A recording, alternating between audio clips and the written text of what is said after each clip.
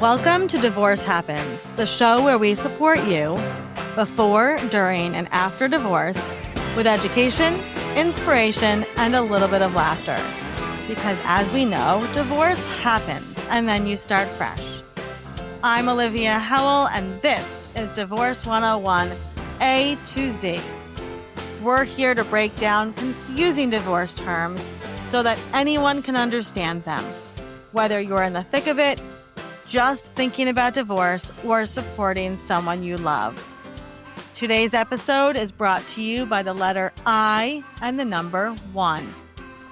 I is for irreconcilable differences, and the number 1 is a reminder that in many no-fault states, you only need one legal reason to get divorced, that the relationship cannot be repaired. Let's start super simple. What are irreconcilable differences? Irreconcilable differences is one of the most common legal grounds for no-fault divorce. And here's what it means in plain language. The marriage cannot be fixed. You don't need to prove anything. You don't need to list reasons. You don't need to point to a specific event. It simply means the relationship has broken down beyond repair. This term was created so people could end marriages without having to blame each other. Before no-fault divorce existed, people had to prove adultery or cruelty or abandonment or substance abuse. It made divorce adversarial, embarrassing, public, and often unsafe. Irreconcilable differences allows for dignity, privacy, and simplicity. You're not required to relive your entire marriage in court. You can just say, this marriage isn't working, and that's enough.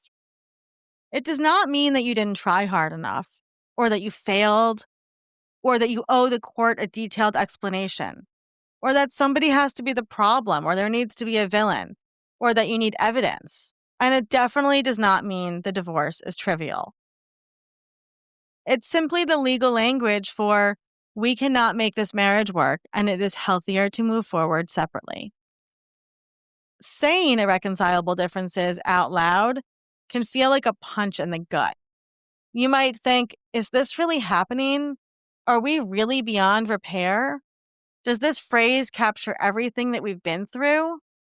The emotional meaning behind the divorce is always more complex than the legal phrase. But the legal system intentionally keeps it simple to protect you, not diminish your experience. Irreconcilable differences doesn't describe the marriage, it describes the end of the marriage. It means that you recognize the truth, you honored it, you're choosing health over stagnation, you're allowing yourself and your ex to move forward.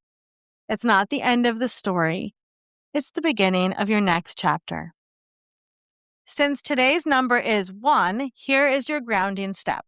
Write down one truth you know about your marriage, something you no longer need to debate, explain, or justify.